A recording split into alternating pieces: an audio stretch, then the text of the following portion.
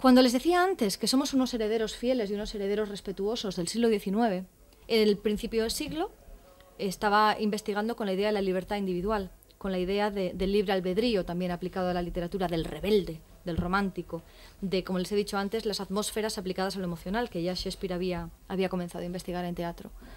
Según iba avanzando el siglo, nos encontramos con un reflejo muy fiel de una sociedad estratificada, burguesa, y necesariamente desencantada, necesariamente hipócrita. Y hacia el final del siglo y principios del siglo XX nos encontramos con el libre fluir de la conciencia, nos encontramos con la idea del inconsciente, con la idea de los deseos encontrados. Pero ¿qué pasa con la evolución del tiempo, por ejemplo?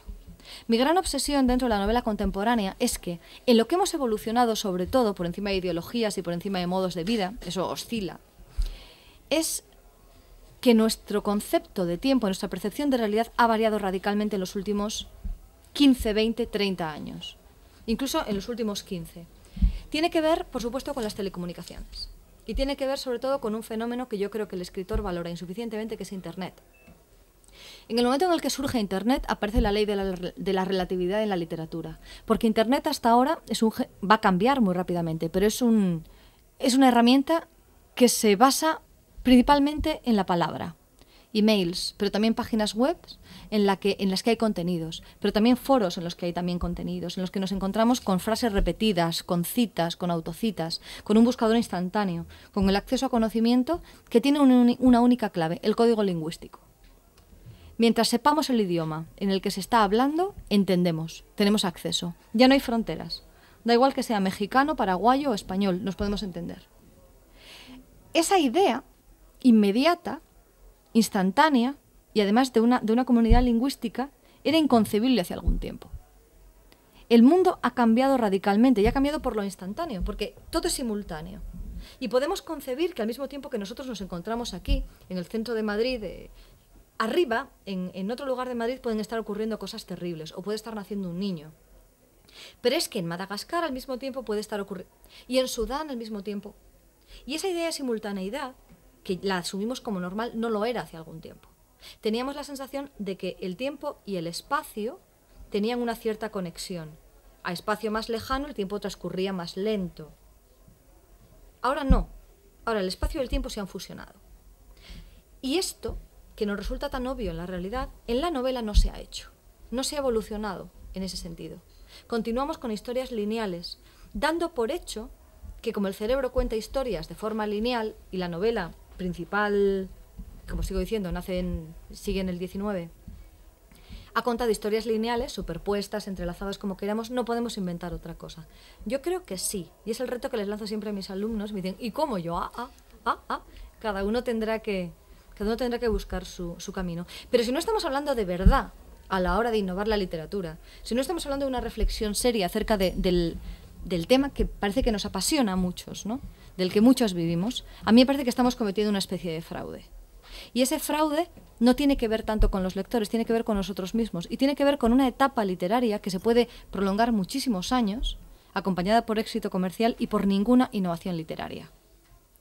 Tenemos además una gran ventaja respecto a otras décadas. Se está traduciendo muchísima literatura de países muy diversos y con un nivel de popularidad también muy distinto. Desde el bestseller más conocido, puede haber sido El Código da Vinci, pero tenemos varios españoles, ¿no? La Sombra del Viento, La Catedral del Mar o La Cena Secreta, a pequeñas obras de arte misteriosas que parecen que brotan de una tradición totalmente distinta y lo hacen, como ocurre con la literatura japonesa o la literatura nórdica o algunos sectores de la literatura norteamericana, sobre todo la que se está haciendo en la costa este.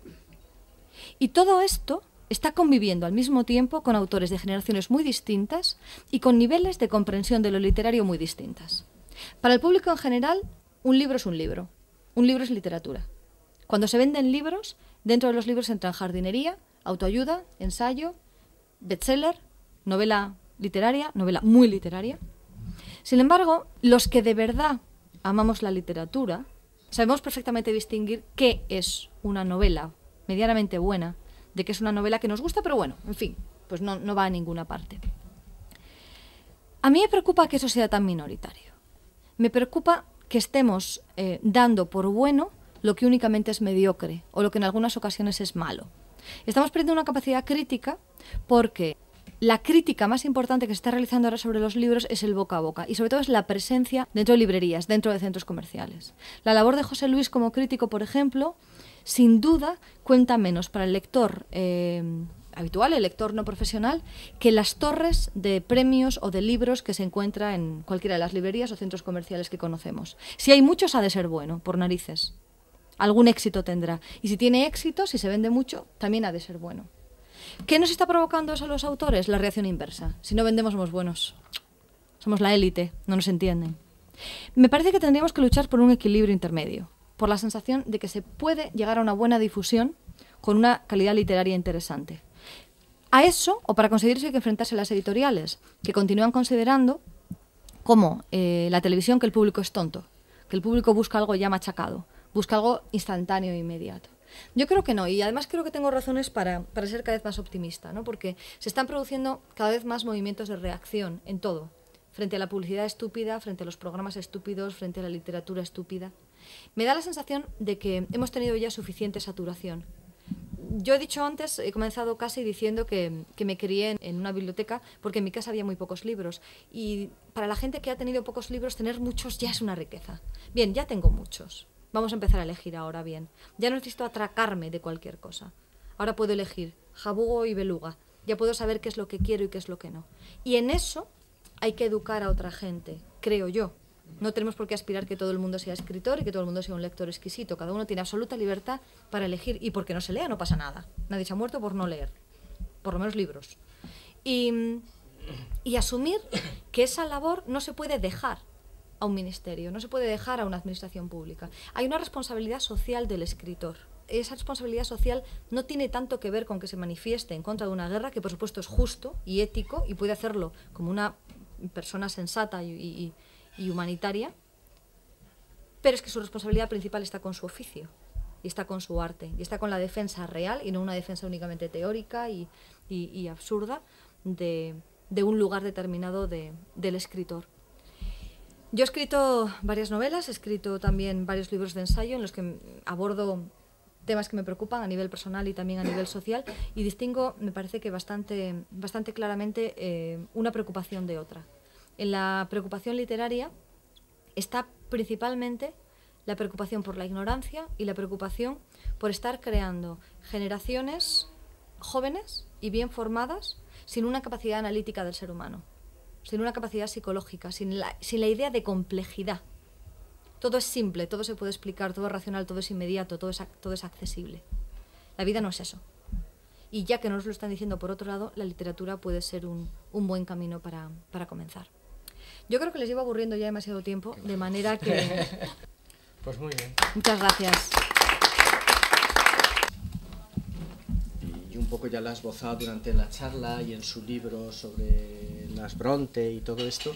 Realmente la mujer como escritora en la literatura hasta prácticamente el siglo XX ha sido casi una anécdota, ¿no? Una rareza. Y ahora lo continúa siendo. Lo que ocurre es que somos mucho más visibles que los autores varones. Y lo somos porque los medios de comunicación que prestan atención a las mujeres y el modo en el que se presta es muy distinta a la de los autores varones. Solamente el 20% de las novelistas somos mujeres. El resto, o sea, una proporción de 8-2, son varones. Lo que ocurre es que, por desgracia, no hemos superado todavía la anécdota. No hemos superado el aspecto físico, el modo en el que nos vestimos, las declaraciones. No hemos superado tampoco la famosa pregunta acerca del género, ¿no? ¿Existe una literatura femenina? No. Las novelas de mujeres, escritas por mujeres, han tenido tradicionalmente mucho éxito.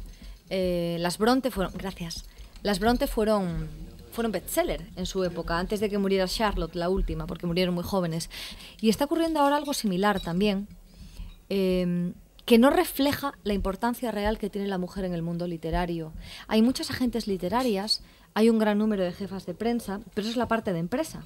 Cuando hablamos, por ejemplo, de críticas, cuando hablamos de referentes de opinión literaria, mujeres, prácticamente nos encontramos con el vacío. Hasta el momento en el que empieza la mujer a escribir, a incorporarse, en lugar de ser un 1%, pasa a ser un 15, un 20%, los autores varones, elegían indistintamente personajes femeninos o masculinos. Sin embargo, en el momento en el que se produce una incorporación de la mujer como narradora, hay una separación de roles. Las mujeres comienzan a hablar de narradoras o de personajes femeninos y los hombres se centran en personajes masculinos y en narradores también masculinos. ¿Qué es lo que se produce con eso? Una separación de mundos, una separación de gustos. Entonces, es muy difícil, los hay, pero es difícil encontrar libros escritos por varones en que la protagonista absoluta sea la mujer. Hay un caso que a mí me parece de extraordinaria calidad, que es Las vírgenes suicidas de Jeffrey Eugenides, por ejemplo. Sin embargo, si comienzas como lector aficionado o si te lo tomas ya como una tarea personal, ¿no? Si comienzas a deducir cuáles son los temas de los que hablan los autores y las mujeres autoras, están muy, muy determinados por género. Lo que tú llamas universo femenino, yo creo que se dedica básicamente a personaje o narrador femenino o masculino y a una exploración de emociones visto desde lo subjetivo o visto desde lo objetivo. En lo objetivo se encuentra lo masculino, en lo subjetivo lo femenino. Pero bueno, estoy generalizando. Hay un problema con la literatura cuando cede a una facción de ideología importante o cuando cede a presiones comerciales, que es que pierde la idea de trascendencia. Para encontrar buena literatura tenemos tres planos, ¿verdad? Tenemos el plano simbólico, que es el más profundo, el que subyace, el que apela directamente al inconsciente. Tenemos el plano literario, en el que encaja lo hermoso, la forma, en el que encaja la metáfora y encaja el estilo de cada uno, y el plano anecdótico, en el que está la trama, en el que está lo que recordamos después de haber leído un libro. Bueno, la mayor parte de los libros que pierden su esencia, incluso siendo bonitos o siendo agradables o teniendo una trama interesante, se han olvidado de que en el plano simbólico tiene que haber una lucha contra el tiempo, tiene que haber un mensaje que esté profundamente enraizado en la idea de perdurabilidad. Y eso es lo que define que un libro se convierta en clásico o no. Bueno, en un clásico relativo, porque claro, sí, clásico también es perdurar 50, 60, 100 años, ¿no? A partir de ahí, Dios sabe. Cuando se pierde esa esencia, cuando se pierde ese espíritu de trascender las circunstancias contemporáneas o el mensaje actual, ese corte sincrónico que se hace cuando se está defendiendo una causa especialmente popular, ya no estamos hablando de literatura. Podemos hablar de testimonio estético, podemos hablar de un panfleto, como decía José Luis, pero no hablamos de literatura. La literatura lucha contra el tiempo y gana. Y por eso muchos nos quedamos por el camino. Y por eso muchos, como decía Borges, seremos mejores lectores de lo que nunca seamos escritores. ¿Asumes la dictadura de lo políticamente correcto? Yo es que tengo un problema, bueno, tengo muchos, pero de los que nos afectan ahora, yo tengo un conflicto perpetuo entre lo que parezco sin que se me conozca y lo que soy después de haberme conocido. Tengo una lucha constante contra mi propia imagen. Yo soy muy consciente de que en general soy percibida como una muchachita, quizás más joven de lo que soy, lánguida, con un aire un poco a lo nenúfar, pálida y posiblemente tímida y reservada, y no lo soy en absoluto.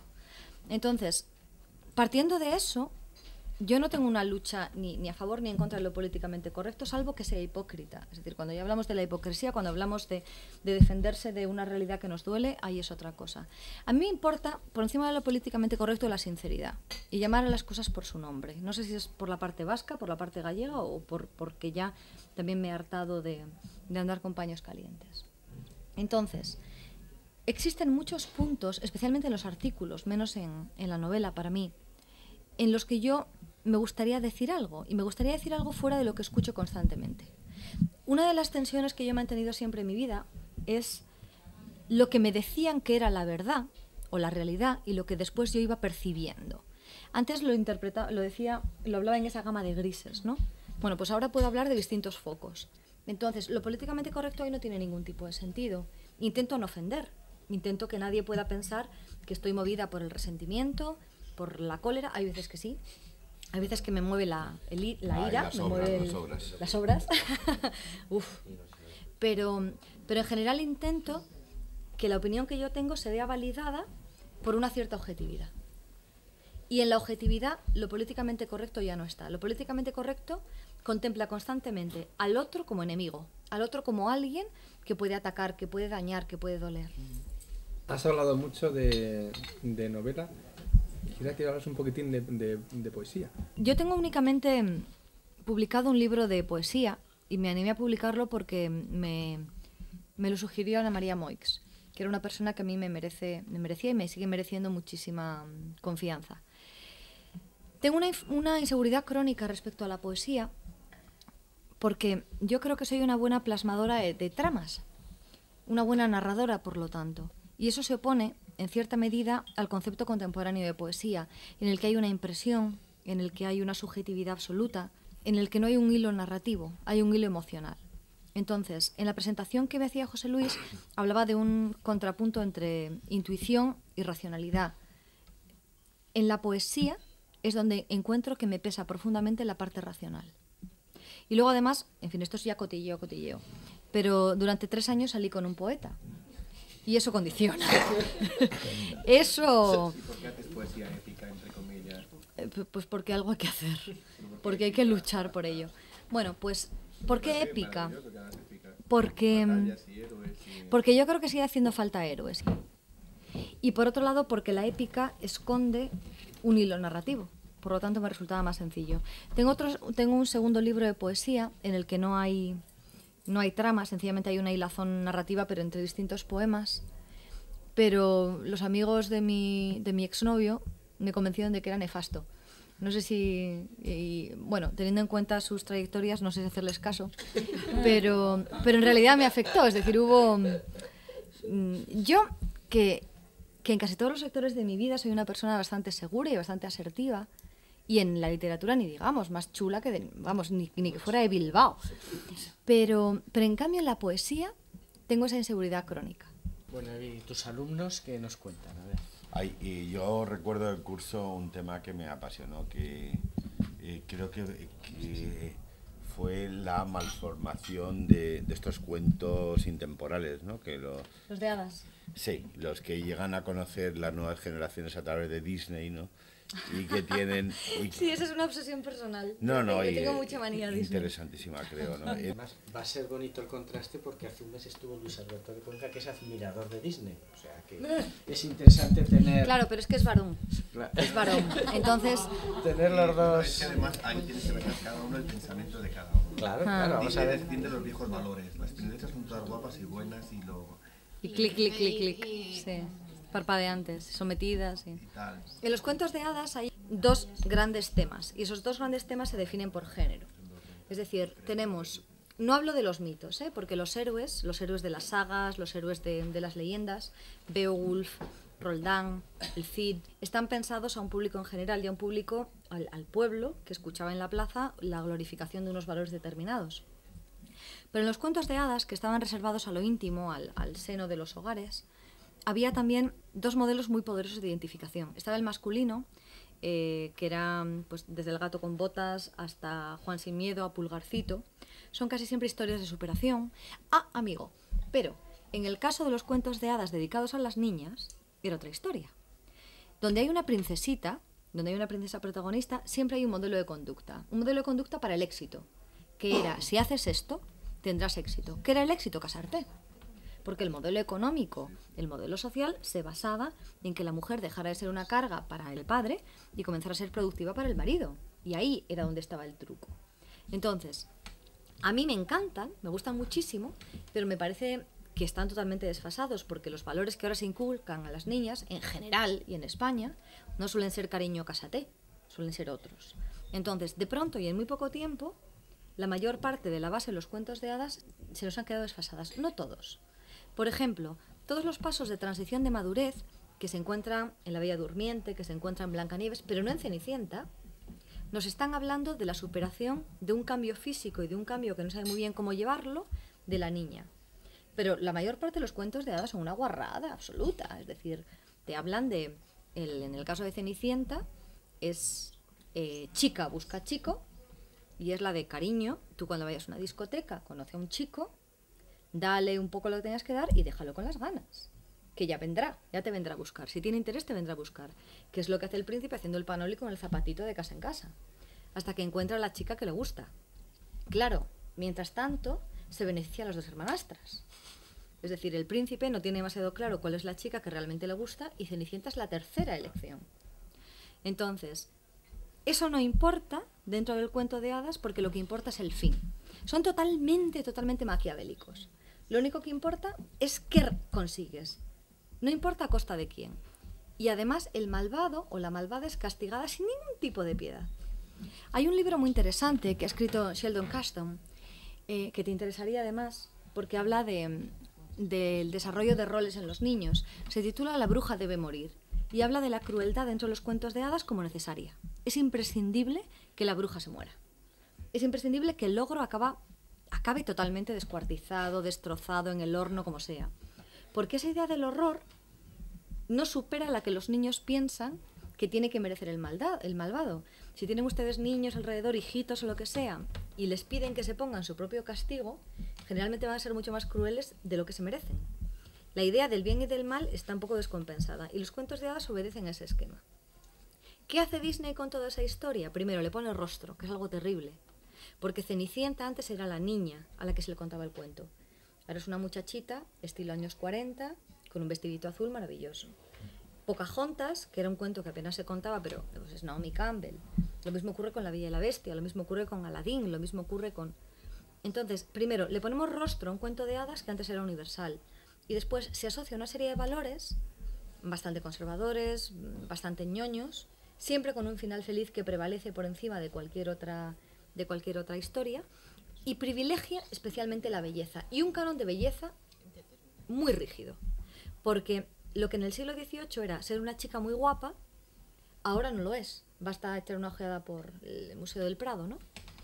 Y en cambio, lo que en esta época es ser una chica muy guapa, está prevaleciendo. Está encorsetando la idea de la belleza, la idea de la bondad y la idea del éxito.